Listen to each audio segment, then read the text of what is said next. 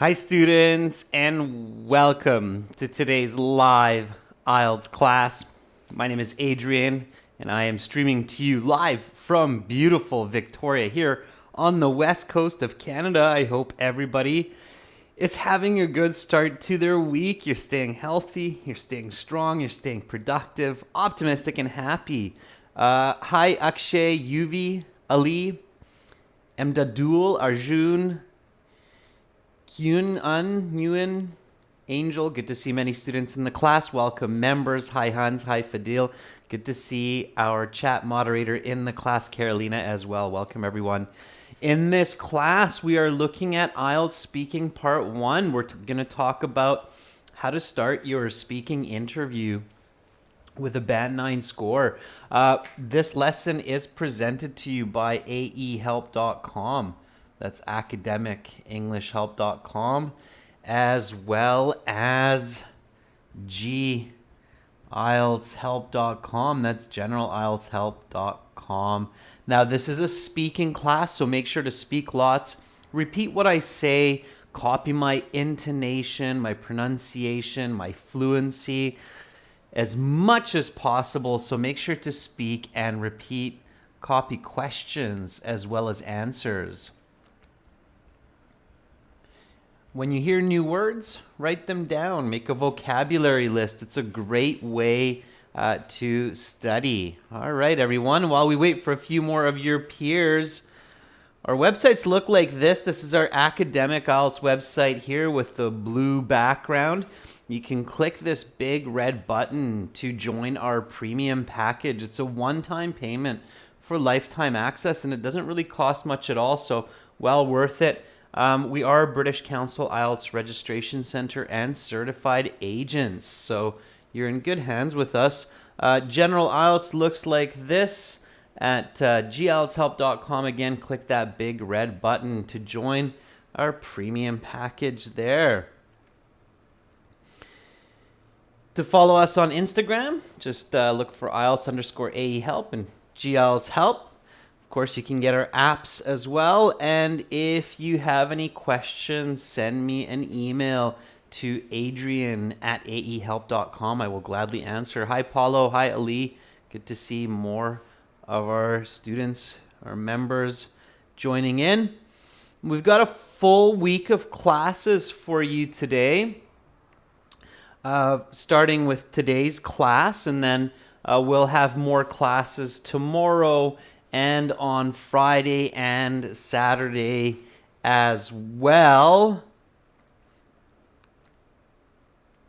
And now let's get into today's speaking. So speaking part 1.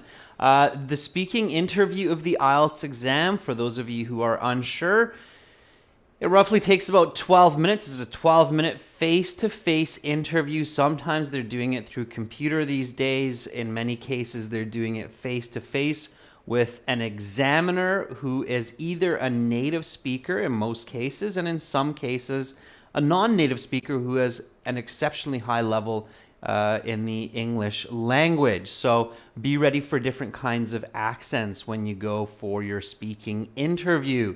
The way to start off with a Band 9 in your speaking interview is to get to your exam center nice and early. I keep emphasizing that. I keep reminding you about that. And it's not enough just to get there early, but you have to practice, okay? The brain is an extremely complicated piece of biological machinery, and it takes time for the brain to reach its maximum function, its maximum ability. So one of the first and most important steps to getting that high band score, that Band 9, is to go to the exam center early.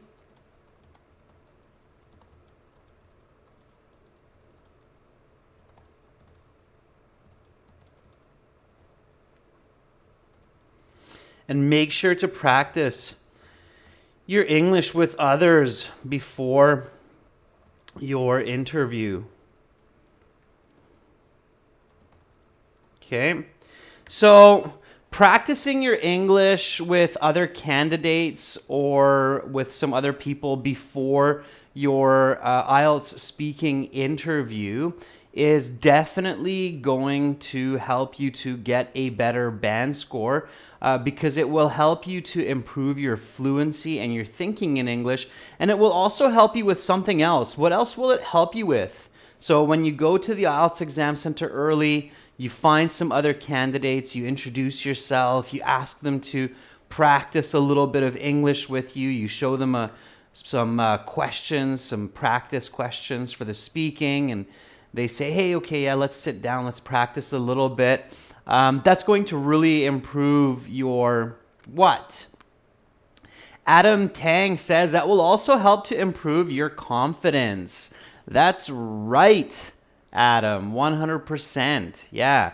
So when you approach a stranger to help you with what you have mutually in common, which is sitting the IELTS speaking interview, that will definitely help your confidence as well, Adam. Yeah, absolutely. And that's one of the biggest hurdles for many people, especially their first time in the IELTS, is confidence. They get really nervous and anxious, and it's very difficult to speak clearly in any language. Okay, so it will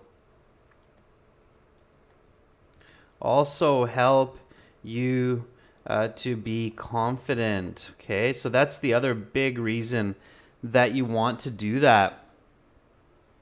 All right, so that's what you're doing. So you go to the exam early, you practice with somebody else, you build your language, you build your confidence, and then you register about 20 minutes before your interview.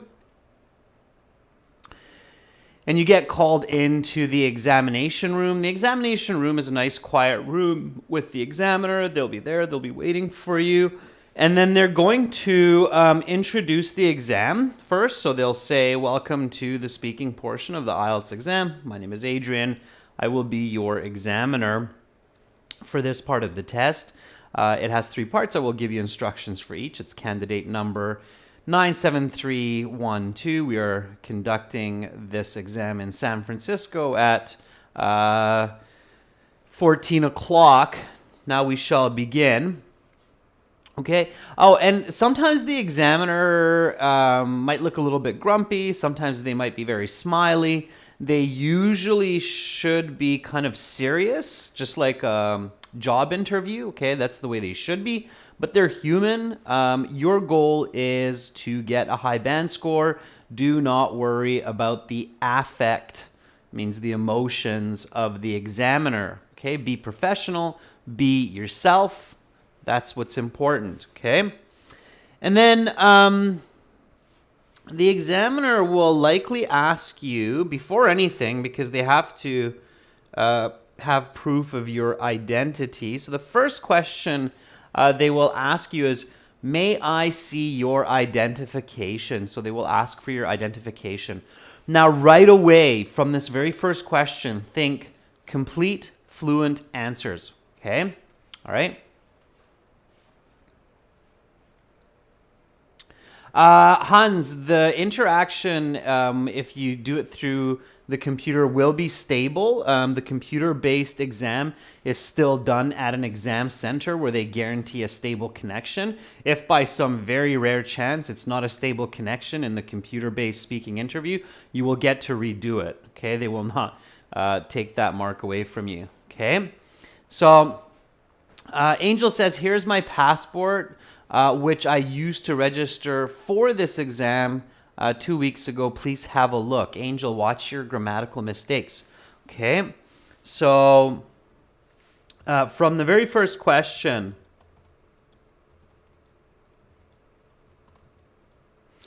be fluent and answer in full sentences. Boom. Okay, very, very important. All right. Ken Fambao says, this is my passport, which I used to register for this exam. Please take a look. Okay, tell him to take a look. Please take a look. It's very natural. Fahim says, yes, sir. Here's my passport that I used to register for this exam. Sure. Just one time, students, in the chat. Okay, just one time your answer, please. Don't spam the chat. It's awkward for others. Honey Brar says, yes, I was expecting this question. So here are my credentials. Please have a look. It's kind of weird to tell them that you were expecting the question, even though you were, and they know you were in many cases.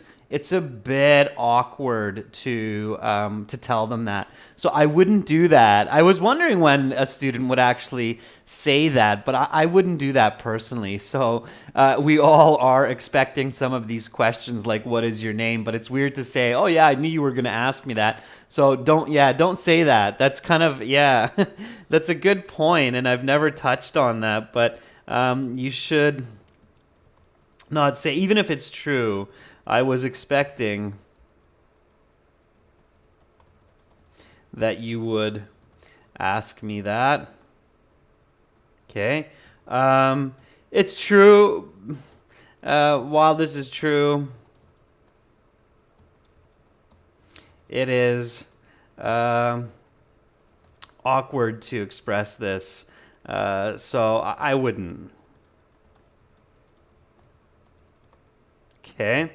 That's a good point. Thank you for sharing that. Okay. Anil says, yeah, sure, here's my passport with my personal details. Yeah, Anil, that's good.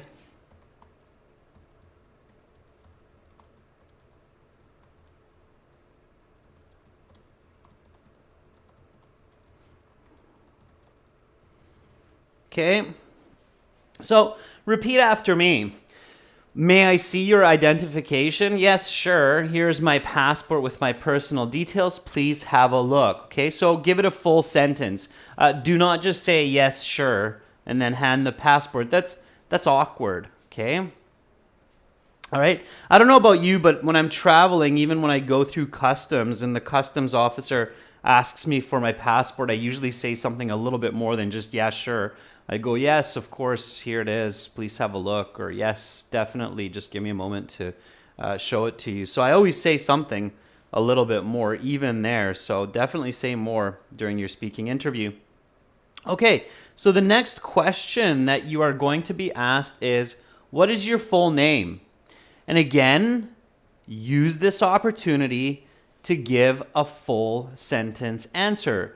So Dukant Ding is asking a really good point. Does being awkward cost you points? That's a really, really clever question. Yeah, okay. So while everybody's answering that, I'll address that question because that was a good one. And students, if you have questions and if I can catch them in the chat or Carolina can, that's great because we can give you some good tips.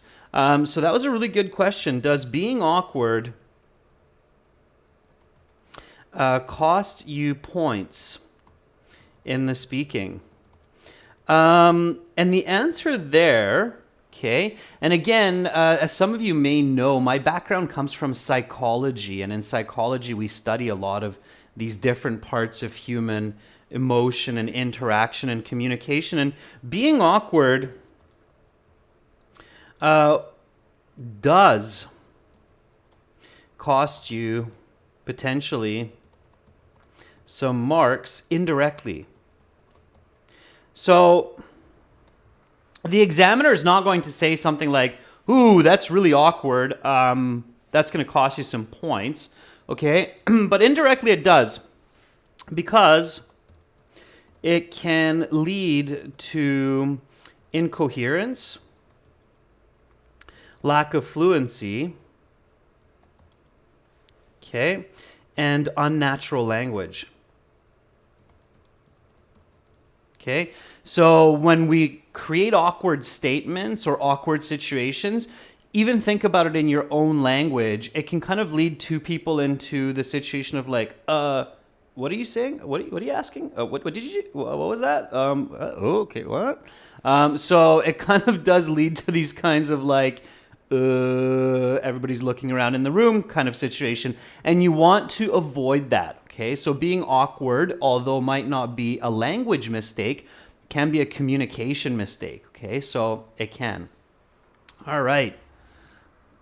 So let's see some answers for this. T21 Gaming says my full name is Stanley Lawrence. You can call me Stanley. Yeah, or maybe Stan for short. Okay, Stanley is often Stan. All right.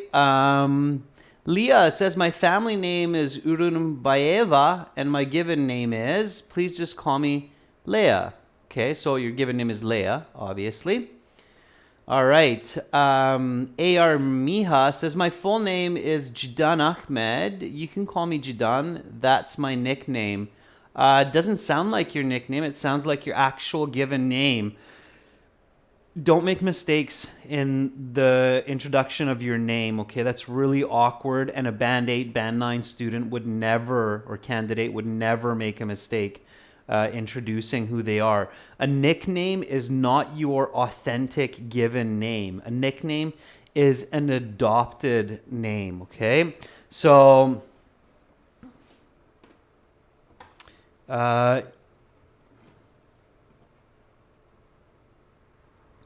you might say something like, my given name is Jackson, and my family name is McIsaac. Please just call me Jack for short. Okay, the short version of the name. All right. So something like this, okay? Be very careful. Be clear on the fact that a short version of the name is when you have the long version like Jackson and you take off a piece like SON and you end up with Jack. That would be the short form. A nickname would be something like call me JJ, okay? Please just call me by my nickname JJ, okay? For example, all right? So that would be a nickname for Jackson because it's a very different name, all right? So again, what is your full name? My given name is Jackson and my family name is McIsaac. Please call me Jack for short, okay? Or please just call me by my nickname JJ, all right? So be very clear on what nickname and for short mean. Okay? Don't make mistakes with that. All right, and then you will get some warm-up questions that are very, very general. Be very confident answering these. So the next question is, where do you live? Okay. Now, when you answer the question of where do you live, think about it like Google Maps. Okay. So think macro, micro. So country, city, province, and then think about the actual residence. So do you live in a house? Do you live in an apartment? Okay, do you live in a townhome? Give a very specific answer. You can start with the small, so you can start with your home, and then you can go to the big, which city it's in. Or you could start with the big, the province, the city, and then go to the small, like a townhome or an apartment. Okay, so but give again a nice, full sentence answer for this one. Okay. So Vera says, I live in Indonesia. Okay, Vera, and where in Indonesia? What city? And do you live in a house or in an apartment? Shushma says, I live in Chhattisgarh. Okay, I'm guessing that's a city or a town. And where do you live? What kind of a residence? Okay. Desmond says, I live in Changping, a district of Beijing. It's a district situated in the suburbs in the northwest of Beijing with a population of about 2 million people. Okay, Desmond, and do you live in a house or in an apartment? So where do you specifically live? Okay. All right, SRV says, I've been living with my parents in Ambala, a small town in Haryana. Okay, in a 2-bedroom house. All right, that would be the ending of that to finish that idea. So being specific, being very visual and accurate in your communication. Accuracy is very, very important. Okay, Fadhil Ash says, I live in a house near the train station in Yogyakarta, Indonesia. Okay, very good. Big house, small house, 3 bedroom, 4 bedroom. Might as well say that. You'll pick up points for fluency, for accuracy, for good communication. Okay. Paulo Reese says, I live in a 3 bedroom house in a very calm neighborhood in Contagem by the side of the Belo Horizonte, capital of our state of Minas Gerais. I've been living there since I was born. Very good, Paulo. So that's a nice, clear answer for your audience. Absolutely. Ken Fambao says, my hometown where I live in an average house in Vung Tau City in Bao Ryu, Vung Tau province, an attractive tourist city in Vietnam. Very good, Ken Pham. That's good.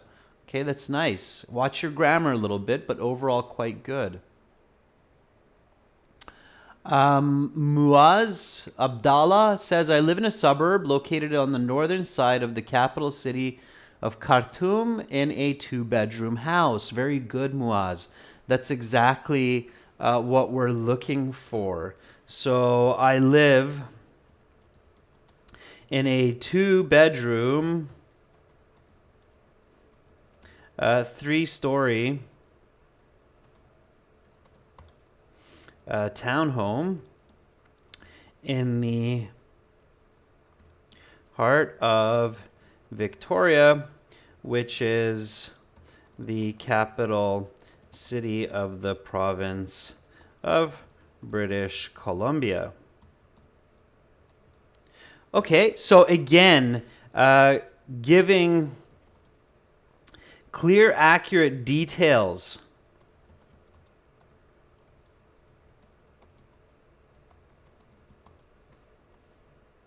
will be very, very important to get high band scores in your speaking.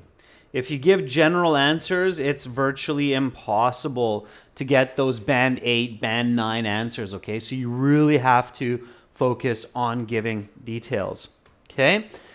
And then they might ask you a question like this. It is conversational style. The introduction part 1 is really specifically about you, okay? So keep it about yourself. And the examiner can very easily ask you a question like this. What is close to your home? So what's near your home, okay? Give a nice full sentence answer for this one. So what's close to your home? What's nearby? Now think quantitative. So 2 blocks away, 1 minute walk, 500 yards, 1 kilometer, within a stone's throw. Okay. So what is near or what is close to your home, right? Visualize, think about it. You should know what's close to your home. Bus station, train station, grocery store, fitness gym. Ali says, near to my home is the famous monument, the Charminar, just 500 meters away. Okay, Ali, I'm not sure what that is, but that's a good answer, okay? Martabar says, the underground is really close to my house. It's literally 1 block away from my apartment. So it's very convenient for me to commute around the city quickly and cheap, right? The underground is the metro or the subway, okay? Pritam Roy says, my apartment is close to the local shopping market in Dum Dum where people can get food items and clothes at low cost. Yeah, Pritam, make it about yourself, where I can get food items and clothes at low cost. Okay? Paulo, even if you feel that it's a broad question, narrow it down. Give a clear answer, okay? You shouldn't say, oh, that's a broad question. You should just answer it. There's a school near my home as well as a park where I like to take walks in the morning and a shopping center where I can buy my food and clothing for a good price, okay? These are all within 5 to 10 minutes walking distance. That would get you the band 9. Okay. Hans says there's an international airport about 20 minutes by car, and also there are a lot of shopping centers about 10 kilometers from my house. Hans, that would not be considered near your home. Okay. So you have to be really careful. If you give an answer like that, the examiner right away is thinking that you're not understanding the questions or you're trying to use memorized answers. Okay. So take a note of this, students. Be sure to have accuracy is very important. Okay. Otherwise, so just like I caught that, Hans, the examiner will catch it too, okay? 20 minutes by car is not considered close to your home. Even if you live on a farm or in a rural area, then you would say there's a windmill or a river near my home, or my neighbor is about a kilometer away, okay? Because I live in a rural area, there aren't any shopping centers nearby, but my neighbor lives about a kilometer away, okay? So you still have to say landmarks, monuments, nature that's near your home, okay? So be sure to have accurate answers. Otherwise, the examiner may feel that you do not clearly comprehend the questions and or you are using memorized answers, and you don't want that. Okay, that's a bad situation. So close to my home, within 5 minutes walking distance, I can get to a major supermarket where I buy my groceries. Also, there is a library and a park where I like to take morning walks. In fact, I was there this morning for some fresh air. Okay, without over speaking too much. All right, so now an idiom that I'll teach you here as well that you can practice in the future, close to home or close by, is just a stone's throw away.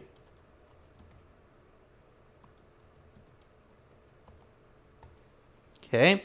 So let's do this two ways, one with minutes, one with just a stone's throw away.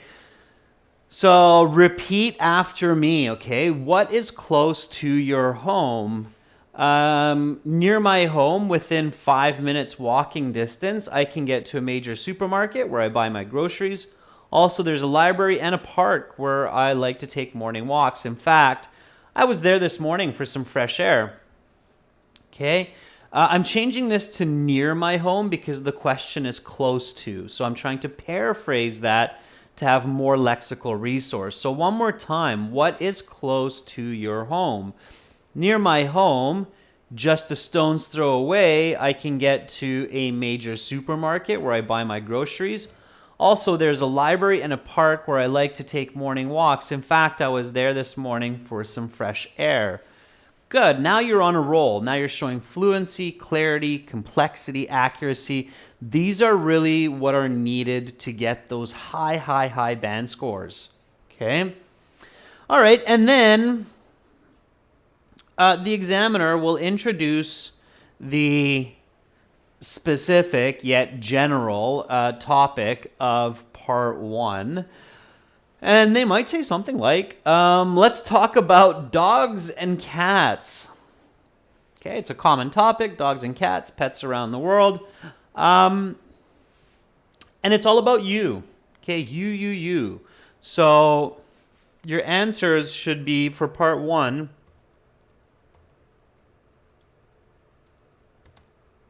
me, my, Me, myself, I. Okay. So, first question here. Do you own a dog or a cat? Do you own a dog or a cat? Again, give a nice full sentence answer for this one. Pratam says, that's an emotional question. I do not own a dog or a cat at my home, but I love dogs so much and I want to have one so badly, but my mom doesn't allow me to have one. Okay. Pratam, good. Students, don't get emotional. So really try to, even if it's something that has personal impact on you, like you had a dog but your dog died, hopefully it didn't pass away like 2 days before you have your IELTS exam and this topic comes up. That would just be horrible luck. But you want to be emotionally distanced from the topics in the speaking, okay? So it's nothing personal. You're there to do a job. The IELTS examiner cannot know what happens in everybody's life before they come to the exam. So they just try to ask some general questions. Make it emotionally impersonal. Okay, so be you, be real, but try to just remember that it is an exam. You're not there to talk to a psychologist or a therapist. Okay, so don't get too emotional. All right. Actually, it says, yes, I like dogs and I also have a dog, Alex, that my father gifted to me on my 20th birthday. Okay, Akshay, answer the question directly. Yes, I own a dog. His name is Alex. I got it for my 20th birthday from my dad. He's a mid-sized poodle, black in color. I love the little guy. All right, so answer the question directly. Kyber says, unfortunately, I neither own a cat or a dog. Simply, it's not in our culture to keep these pets at home. I love animals, though. All right, Kyber, that's fair. That's a good question. I like your explanation. Okay. All right. Joban says, no, I don't like pets and animals, so I don't have a cat or a dog. All right, Jaban, why don't you like cats and dogs? Why don't you like pets? Make sure that if you're going to go with a negative answer, so if you're going to say a negative answer like, no, I don't have a cat or a dog, give a brief explanation. You still have to show your fluency. Just because the answer is no doesn't mean that you should not be fluent. That is one of the big mistakes that students make when they give negative answers. Okay. Martaber says, at this very moment, I don't own a cat or a dog. However, me and my family members are very fond of animals, and we used to have a dog and a cat when I was a kid.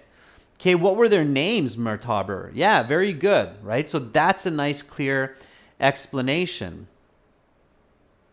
VG Pusala says, well, I don't own a pet cat or a dog, but I have 3 puppies in front of my house, which I feed every day. That I feed every day, which usually for inanimate items, objects. Okay. MT15 says, I love dogs and I have a dog. My dog is named Jagu. My father gifted it to me on my birthday. Okay, good. So those are some clear explanations. Fudheel says, currently, I don't own a cat, but I used to own one back in my hometown. She was a great cat with brownish fur. Very nice, Fudheel. So details and explanations. That's what I'm talking about. Okay. Quinn Nguyen says, now I don't have permission from my parents to buy a pet, but I really want to get one in the future. I am into poodles these days because they are so cute. Puddle dog? I don't know about a puddle dog. I think you mean maybe a poodle. Okay. So, yeah. Currently, I do not own either a cat or a dog because I do not have enough time to take care of a pet with my business and small children. However, I used to have a small American Cocker Spaniel. I don't know the spelling of that dog's breed, but anyway, American Cocker Spaniel named Jessica. She was awesome. And I plan to buy a dog in the coming years. Okay. So page from my life. Do you own a dog or a cat? Currently, I do not own either a cat or a dog because I do not have enough time to take care of a pet with my business and small children. However, I used to have a small American Cocker Spaniel named Jessica. She was awesome, and I plan to buy a dog in the coming years. Okay, so just remember, students, even if your answer is negative, please don't just say something like, no, I don't have pets. Okay, this will not get you a band 9.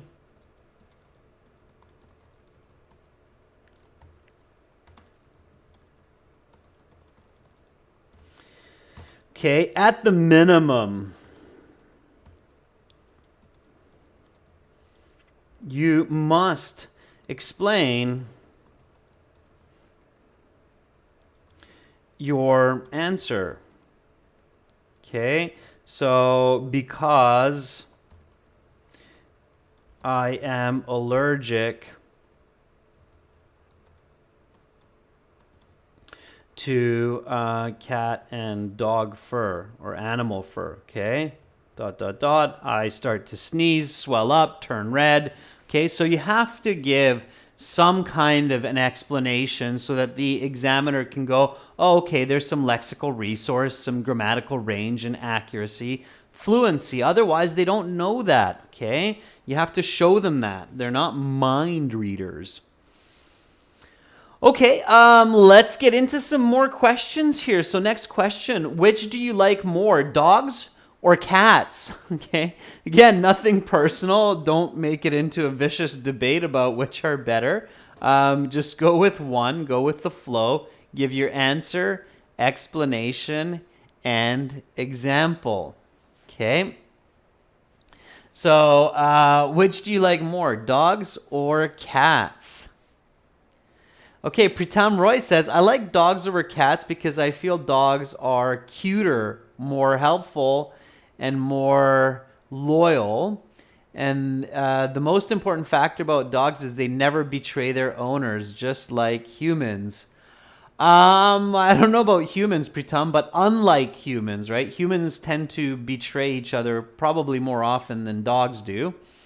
Okay, we say that dogs are loyal. They're very loyal to their masters, so they're dogs, so they're man's best friend. Okay.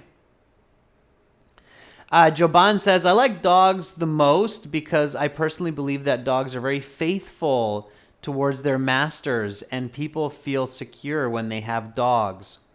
Okay, good.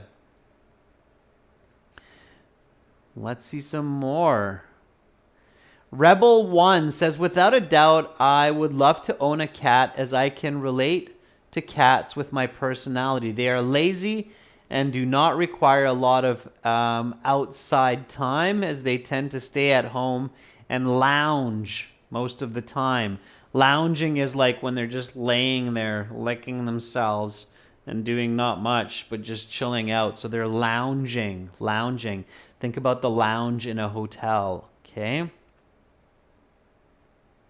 July says, although I have a fear of pets, as I have mentioned above, I prefer dogs because my boyfriend does love dogs and he treats his dog as a child, okay, or like his child. Okay, very interesting answer, July. That's original, July, so it's very good. Okay, I can tell that you didn't memorize that, but it's a very original answer, and it's very important to give original answers. All right. Let's see. MRK says, I like dogs over cats as they seem to be more loyal than cats. After watching Hachiko movie, which is about a Japanese dog that used to wait for its master near a railway station, even 7 years after his death. Yeah, they're very loyal. That movie, if somebody wants to have a river of tears crying, it's a good one to watch. Absolutely, MRK. Hachiko, yeah, is the name of, I think the name of the movie is the name of the dog as well. Yeah. Okay. Munish says, I like dogs because of their loyalty. Besides this, they're very intelligent and can be helpful in emergency situations. Yeah, absolutely. Okay. Very good. Yeah. So you could say something like this. I love both, but if I had to choose... now, this kind of an answer is great because you're introducing a conditional right away. So I love both, but if I had to choose, I would go with dogs for two simple reasons. I owned dogs and not cats growing up, as I had just mentioned. And I'm a bit allergic to cat fur. Also, people do say that dogs have masters and cats have slaves, meaning that dogs tend to reciprocate the love they receive more than cats. That's what they say. I don't know if it's true, but here we go. Okay, so which do you like more, dogs or cats? I love both, but if I had to choose, I would go with dogs for two simple reasons. I own dogs and not cats growing up, as I just mentioned, and I'm a bit allergic to cat fur. Also, people do say that dogs have masters and cats have slaves, meaning that dogs tend to reciprocate the love they receive more than cats. Meaning that the dog always goes up to its master, lays down, looking for a pet. Cats are kind of like, give me some food. As soon as you give them some food, they're like, oh, I'll either stay for a pet or I'm out of here. Thanks for the food. So there's this kind of funny saying with cats and dogs. All right. Let's go to this one. So where do you see dogs usually? How about cats? Okay, so lots of interesting questions on IELTS. Be ready for anything. Okay, so where do you see dogs usually? How about cats? Give me a nice full sentence answer for this one. Okay, Kyber says, I answered quite similar to you. Very good, Kyber. All right. So, Hans says, in my neighborhood, just singular Hans, in my neighborhood, there's a dog shelter about 5 houses down from mine. I usually see them there, while cats, I usually see them at on the street near restaurants. Okay. Mukul saying something like, suddenly it's raining cats and dogs would be very confusing for your examiner, so don't do that. That means heavy rain. It's very different. Okay. Anand says, I see dogs usually around the neighborhood. They roam around almost everywhere. Most of this time, I see cats as pets at my friend's place. Okay, here you can use some good vocabulary. If you are talking about dogs that do not have a home, there's a special way to say that. If you are talking about cats that live in the streets, there's also a special way to say that in English. Okay? So Kyber says, well, as I mentioned, I don't have any pets, so obviously I see them on the streets. So what is a street dog called? What is a street cat called? Try to think about that. Ali says, I see stray dogs in the streets often and more cats in all of the dust bins in my neighborhood, in the garbage bins. Those also have a special name, those cats. Okay. All right. VG says, in India, we usually find dogs on the streets. We call them street dogs. Other than pets, while cats will be found in the houses or outside restaurants. Okay. Dukan Din, very nice. I often see dogs when I'm jogging in the park, as that's where there are a lot of people walking their pets. Cats are a lot harder to encounter, though. Usually I only see them in the animal shelters. Very nice. Okay. So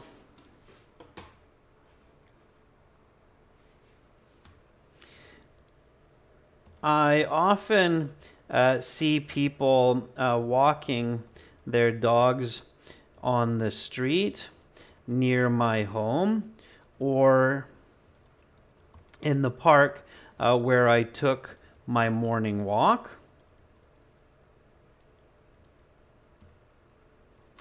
Fortunately,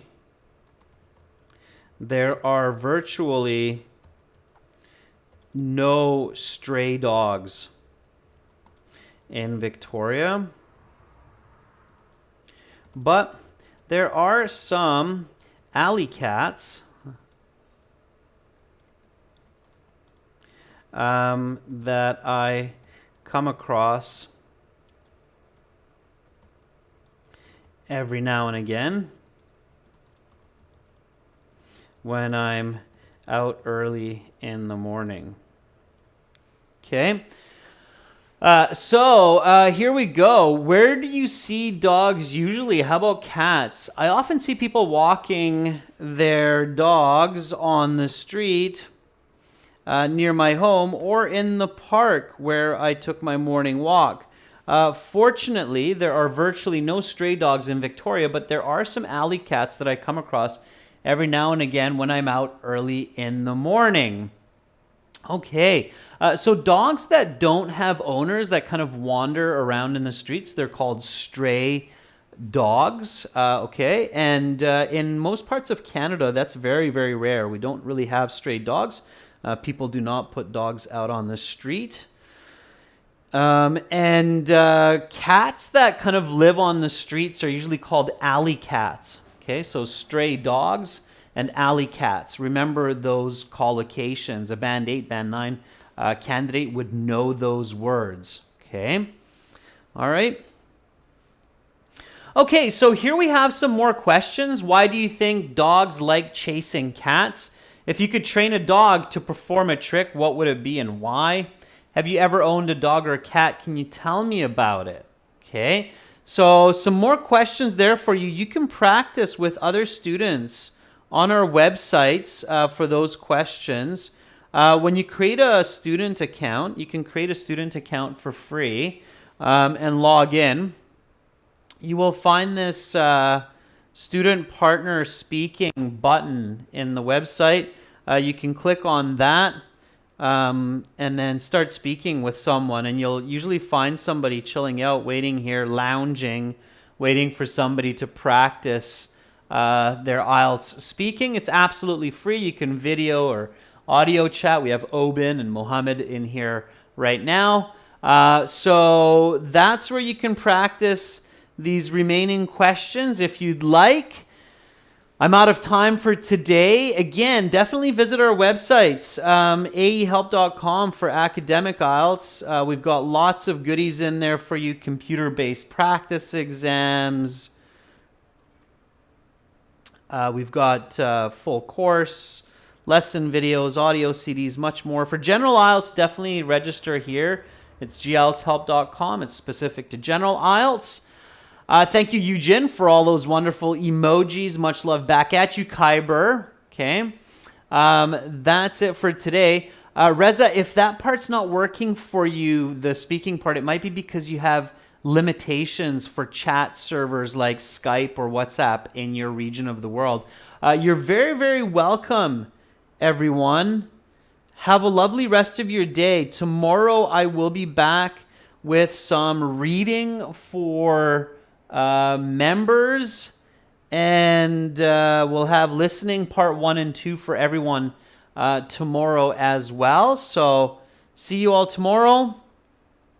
Have a great rest of your day. If it's late in your country, get some good rest. Wake up energized, feeling fresh tomorrow. Stop playing with my screen here.